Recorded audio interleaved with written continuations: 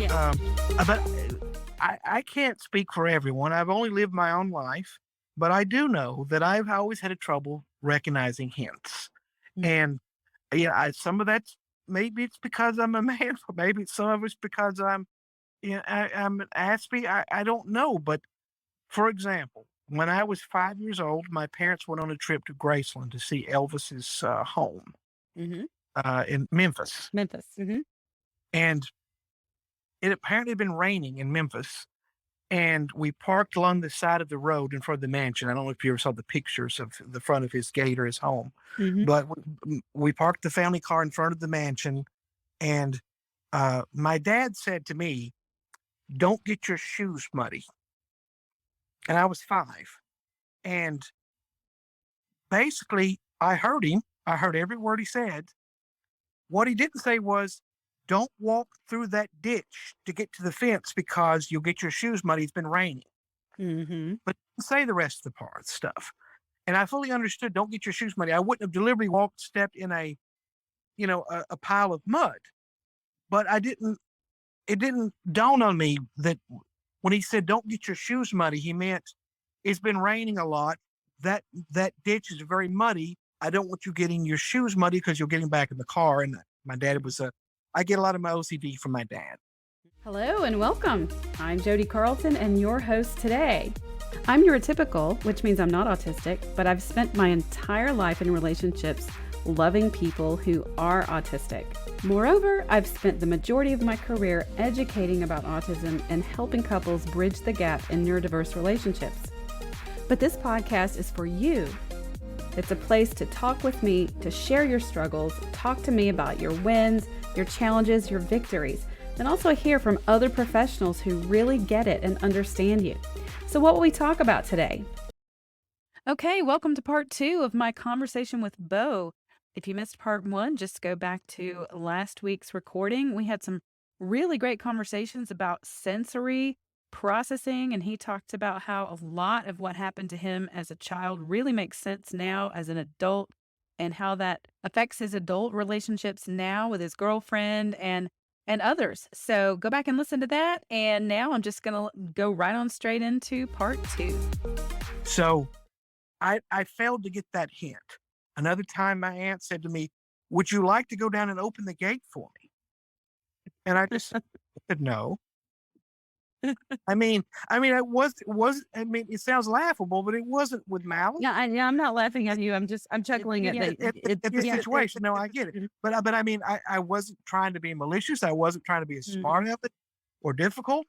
I mhm. just had no interest in walking down You the were just simply driveway. answering the question. No, I've you would answered the not question. like to. But Yeah. my mom was like, "That was, that was rude." It was. Mhm. Yeah, she was asking you if you'd go down the open the gate for her. I said she didn't do that. She said, "Would I like to?" Right. I wouldn't like to. And you know, I suppose you can say that someone's dense or thick or not very astute. I was probably 10 years old at the time, and it just didn't. It just. I would have gladly went down and opened the gate for her if she said, "Will you open the gate for me? Please open the Mhm. gate for me." I would have done that. And since then, I've had many relationships, uh, girlfriends, and a couple of wives, and both of them, I'm sure at times did as the poster did in your Facebook group, where she's, basically said, "Well, it's cold. You sure it's cold in here? That's not the same as there's a blanket over there. Will you hand that to me? I'm cold." Mhm. I would have gladly done that. And I've talked to my current girlfriend about this, and she, I think she's pretty aware of, although her son has some traits, and so and I think her dad has some traits. So I think she's probably uh, more aware than most people. And basically, we don't have many problems with hints Mhm. because I just don't take them. And uh, I'm sort of I try to be a people pleaser wherever I can, but unless there's a direct request in there, I'm not. Someone saying, this thing or that thing. Aspie spends so much time hearing somebody say pleasantries like, "How are you doing today?" And then I go to answer, and I'd start saying, "Oh, well, my back hurts," or I sprained my ankle yesterday, or whatever, and a litany of complaints or whatever. I mean, I had a laundry list. I probably had a list on my phone, and it's like, and they're already halfway. They're already halfway down the hall because, hello, they don't really care. This is just a greeting. This is not a sincere request to know what's going on in my life, either good or bad. This is I'm walking by you and it's rude not to say something. So I'm just going to say this thing that doesn't mean anything. Right. So basically, Aspies go around saying, well, this is what they say, but this is what it really means. Yeah. And so we spend so much time with that mindset that when someone says, I haven't had any coffee today, we might think, oh, I wonder what that really means. Does that mean they want me to get some? We're already 3 miles past the exit. They want to stop to get the restaurant for the coffee or whatever it was. Hmm. I mean, we just don't do very well with hints generally. I'm speaking. I guess I've decided to elect myself for the world's representative for an Aspie, and I don't have any right to. Oh, But well, but what you're saying is all absolutely spot on. And that it's very accurate. And um it's I think you can represent the Aspies of the world. I so yes. And I think it's such an important message for people to hear, because not number one, the other uh neurodiverse folks who are listening are going to be like, "Oh my gosh, I it's not just me." Yes, I literally had this conversation with a couple this week, who were doing a consultation with me for coaching, and he was saying to her, "I just tell me what you want. Exactly. Be really explicit." And, I mean, she, worried about he, pleasantries, but I don't. Just you know what? If I smell bad, tell me. I'll go take a shower. yeah. If that on your foot, let me know. I'll get off of it. I mean, don't think of some nice way. Hmm. Be direct. I mean, I Well, suppose you could be direct and brash, but that's too much. But and Bo, you and I are both here in the South, the Southern United States. right, And they're in different parts of the world. It's different in terms of what the expectations are about pleasantries. You're talking about pleasantries, and there are differences even, here in our country, the Northeast, and being blunt and just very upfront is to the more point, acceptable right? in the Northeast, whereas here in the South, we are very much more about the pleasantries and the passive statements, and we are taught here, especially I would say women especially are taught not to be really blunt and upfront and assertive. Because that makes you uppity or a B word. That's exactly right. And so it's very uncomfortable for a lot of women here to speak to their partners that way. And so, as you can imagine, and as you have experienced, you don't even have to imagine it, that causes so much confusion in neurodiverse relationships. And nobody knows why until finally that piece of the puzzle is discovered for a lot of people, when somebody one of the partners figures out that somebody's autistic. And then I see so many couples then going, oh, and it's not about then, oh, something's wrong with you, you're autistic, you're Aspie, you're neurodiverse, whatever word you want to use. It's about, oh, this is why. It's about the just the differences in how we communicate and how we think and how our brains work. And it's just such a wonderful thing to finally figure out for so many people. So many people don't even know the traits. Is the thing. Yeah. I mean, they watch the show with Sheldon. What's the side show? Yeah, I Big can't Bang think. Theory. Big Bang Theory. And they think Sheldon's a hoot and he's a crazy, Mhm. wacky character and he's quirky and all that. And they think, thank God I'm not like that guy. But Right. but really, it's an extreme archetype of It is, it's a stereotype and it's extreme and it's really exaggerated. But in reality, oh, I had brunch with a friend of mine last week, and he is a manager for a telecommunications company in IT. And I said, look, you work with so many autistic folks. I promise you, because Yeah. IT is a hotbed for Aspies. Because they don't And have to work with people so much. It's yeah, mostly well, yeah, and it's logic and programming, and Mhm, it's just mhm. it's really is. And he said, "Really?" And I said, "Oh, yes, I promise you."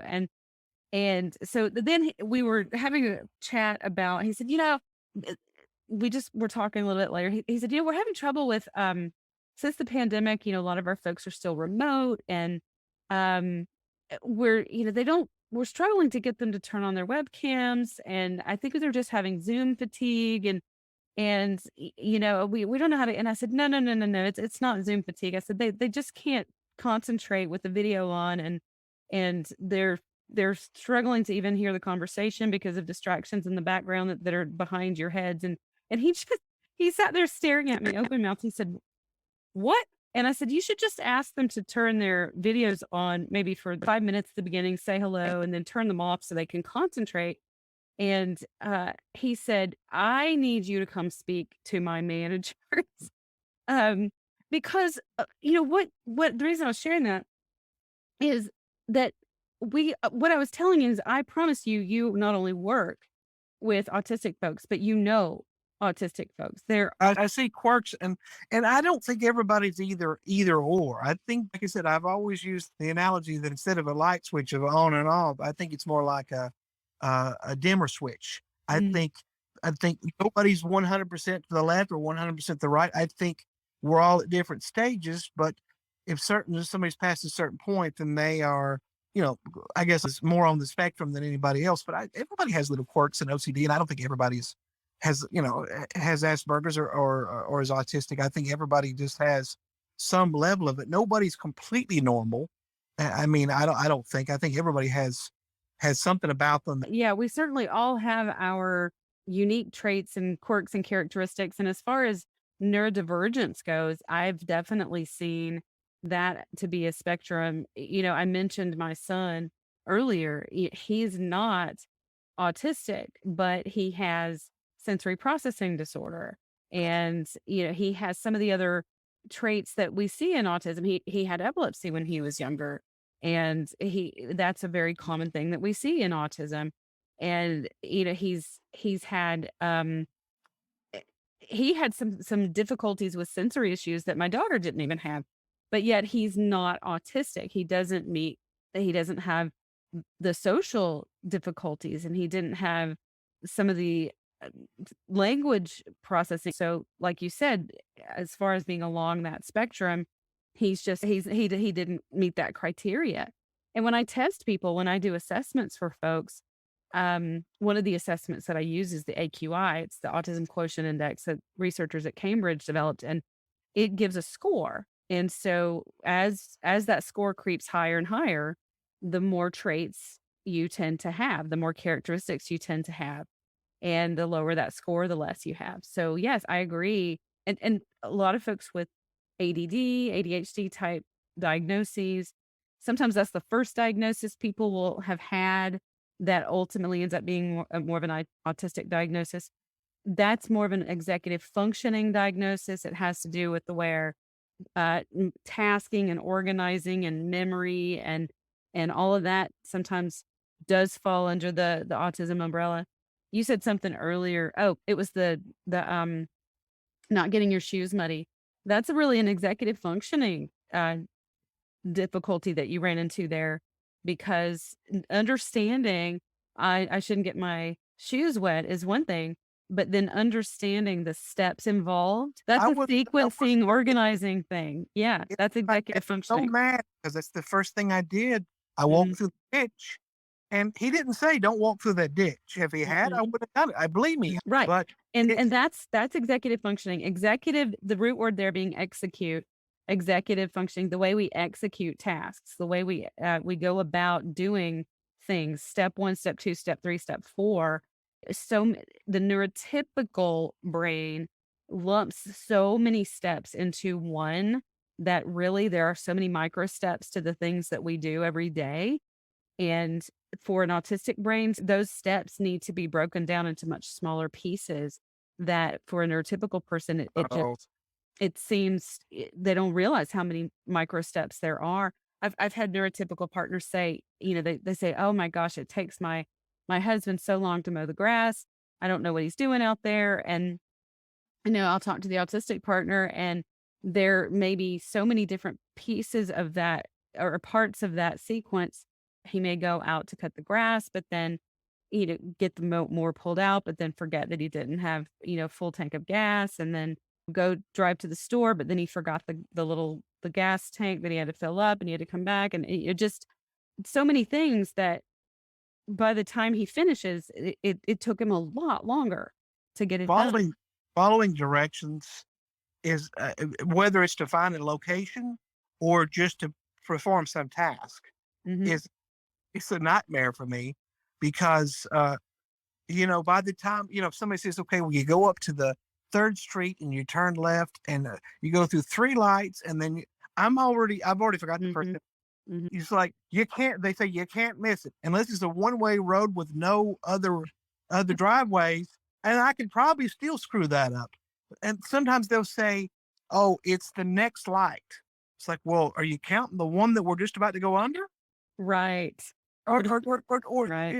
they say say I'm gonna let's meet for lunch next Monday. Okay, today is is Tuesday, so next Monday is 6 days from now, right? Right. Oh, Yeah. I wouldn't Or count if it's on it. Sunday and they say next That, Monday, that's uh, they say right. that's Monday, not Mhm. Monday. It's like what you mean is Monday a week from then, because Right. say that. Don't say next Monday because the very next one on the calendar is the next Monday. Right. Or Right. supper. I have the whole problem. Uh, uh, the whole To me, it's breakfast, dinner, and supper. And my girlfriend will say, "What did you have for dinner?" I said, "Well, that was 4 hours ago." She means supper to me, Right. third meal. But she says, that's not really. That's more of a, I guess, a regional dialect and an old person thing. I don't know. No, it's a language. It's a communication and the way we use language thing, and that's part of what I teach in the communication program that I have. It's about clarifying meaning in the stages of communication that I teach. I teach how that breakdown can happen at each stage of communication, and stage three that I teach is the meaning that we assign and the meaning that we take from the interactions that we have, which is stage two. And so many errors of meaning happen in stage 3, and it's because of the interpretation, the ways we use language differently, the different meanings we have for even words and phrases and and expressions, and we don't even know it. And some of that is just dialect, but some of it is just the way our brains actually make sense of language. And we can walk away from a conversation and have a completely different meaning for what we just said, what we just talked about. And until couples learn how to say, okay, this is what I meant by that. What did you mean by that? And Oh, learn how to clarify there's so much misunderstanding. there's times that I could pass a polygraph, and Mm, she said, "You said so and so." I said, "Didn't say that." She said, right. "You said so." I not say that. She said, she said, "I was right there. Why are you lying? Why are you saying that you didn't say that?" I said, "I didn't say that." And then I'll ask for clarification. She'll say, "Well, you said this and this, and in her mind that means this, Right. but that's what it means to me. So therefore, I'm not lying because That's to me, exactly I what I'm didn't say talking that." about. What you But just described is exactly what I mean. it's lost in translation because Yes. we interpret things different ways. I Yes. some of the some I only had a handful of arguments with my ex-wife of 15 years, but one or two of the one or two that I had, they were about things like that, Mhm. where was it was a he said she said kind of a thing, Mhm. and like I said, I would easily pass a polygraph test, and so would she because we both believe what we're saying, Yes. and we were both trying conversation. but it wasn't like we were discussing what 2 plus 2 equals, because that's an exact answer. What we mean by it. Yes. And that's, that's why a lot of my neurotypical partners get confused and this term gaslighting comes up and narcissism, and they wonder if their partners are narcissistic and they feel gaslighted. Gaslighted is like this, they feel like their partners are trying to make them crazy by lying and make them doubt themselves and make them doubt their reality. And it's because of what you just said, because their partners 100% believe their own version of what happened or what was said. And the neurotypical women 100% believe their own version of what was said. It's not a gaslighting thing. It's not that someone's, it's not a nefarious, tactic to try to control and manipulate. It's that the meaning, the use of language is so different that you both have absolutely different understandings of what was said. And so it's so important to learn how to say, okay, what did you mean? Here's what Right. I meant. What did you mean? And then when you realize there's been a misunderstanding, getting caught in that he said, she said place, Well, that's just going to be destructive. That's it, not going to help anything. terrible. And I've learned, and my girlfriend has learned, if I say something that hurts her feelings or rubs her the wrong way, she's learned to try to stop and count to 10 or whatever and say, okay, this is what I heard. This is what I think you meant by it. Will you tell me what you did mean by it? Yes. A lot of times I'm like, you thought I meant that? Right. I'm not, I may offend people, but it's usually kind of on purpose. Right. Usually, if I offend somebody, it's usually not intentional, and it's a lot of times it's from a misunderstanding. But I'm not going to take credit for deliberately offending somebody if it was an accident, and Right. it's usually through misinterpretation of what I said, or that things don't mean the same thing to me. And maybe I did say it, but it doesn't mean what you think it means to you. Mm-hmm. And that's a relationship thing as much as it is an Aspie or NT versus the It NT is. thing. It is. I mean, it's probably more pronounced with. Oh yeah, I would agree. It is definitely a relationship thing, but it is a much more pronounced thing for neurodiverse relationships. And that's why it's really critical for when any couple realizes that they're a neurodiverse couple, it's very important to learn how to clarify in your conversations, because otherwise you're just walking around totally misunderstanding each other. Unless you want to pick fights with somebody, which is counterproductive and destructive, nobody wants to go to bed angry. I mean, I hope not. I mean, most people want to have, but there's times that I went to bed and my partner was furious at me, and I'm laying there and I'm not even aware of it. And it's like, I'm starting to get the vibe, and it can be a little slow and a little thick, but I'm starting to get the vibe that she's angry at me about something, and I have no idea why. I have Mm. no idea. And, um, and then I started to think back over the day's events and what I said and what she said. And I think, well, I wonder if it's about this. And I bet she thinks that I meant that, or she wanted me to do this thing first. If somebody gives me a list of things to better be a short list, because I, I, I really only need one or two things to do at once. And like at work, if I work on one thing and I try to get that thing done, and I'm known at work for the person who does meticulous, precise, exacting, accurate, correct work. But Mhm. if you start interrupting me, stop this project and get on this one for a little bit, and then move over to this one because we don't know about this, and we go over to this one for a while, and then go back to the first thing, I'm going to Mhm. miss something. Right. And I'm a one at a time kind of guy. And I guess that's not practical in the real world all the time, but I fight for it. Right. And Right. so if That's you give that's me a part of that that, executive functioning too, that not needing to be distracted. Yeah. and it's kind of ironic, because if you knew how much introspection and thought and processing I do on everything that most people wouldn't even dream of having a dream about. And Mhm. I'm sitting there and I'm thinking, why this is happening or whatever. And I'm thinking 14 layers deep in something. You think, well, if I can do that, then why can't I also do this list of 12 things that the wife wanted me to do or Mhm. whatever? I can't answer that. I'm just thinking out loud. I'm spitballing here, but I'm just thinking out loud. But I think it's really weird because probably if they had one of those brain scan things, the CRT, the CAT scan, or Mhm. MRI, they could see the activity in my brain. There's one little section that's probably on fire, and there's another section that's cold and dormant's got spider webs on it. It's got doing nothing, and it's probably been that way for years because I use part of my brain all the time, and other parts I don't use at all, and so I guess there are certain impairments, and I've learned to compensate. And Mhm.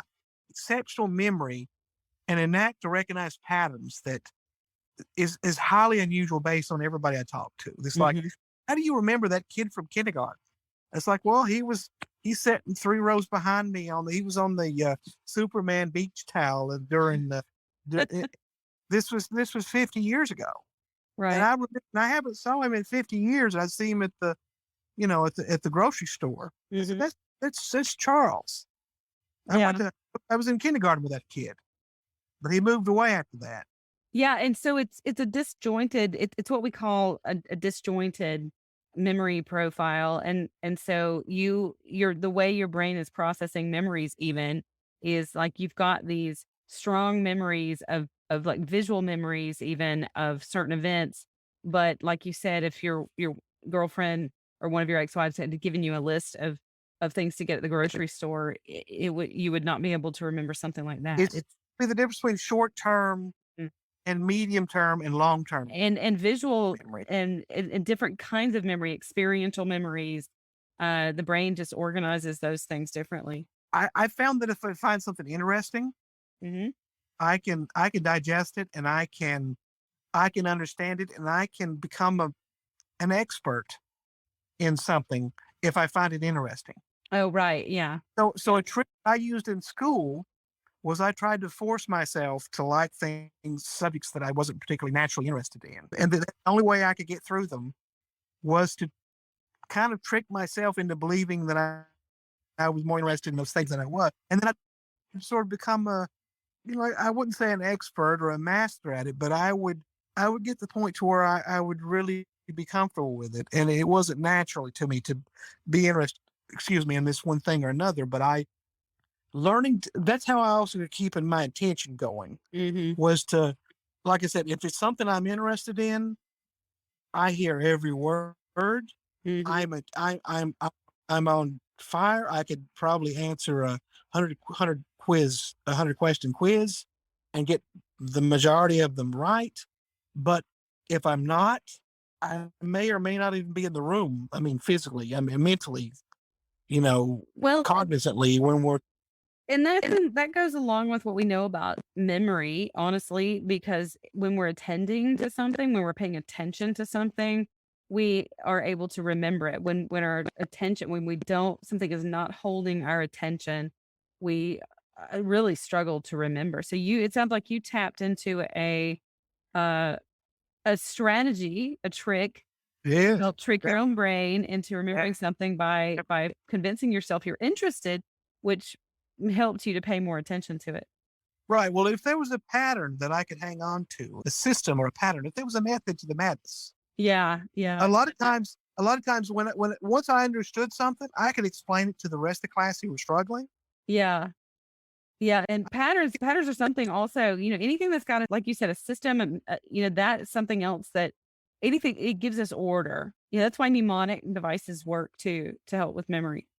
Right. Yeah.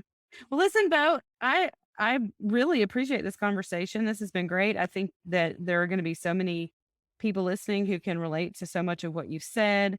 A lot of Aspies out there who are listening, and then also I think it's going to be really helpful for a lot of neurotypical partners to hear what you've said because it's sometimes a lot easier to hear somebody else talk about these things even though their own partner may have shared a lot of this with them. It's a lot easier to hear it from somebody else sometime and say, okay, yeah, this is what you've been saying to me to their It partners. did. And I think that some neurotypical partners are going to hear what you've had to say and realize that their own partners are, not just making this stuff up, and that it's a really, it's legit. And I think you've probably helped a lot of people by being on the show today. So Well, I appreciate it. Thank you for coming. you're welcome.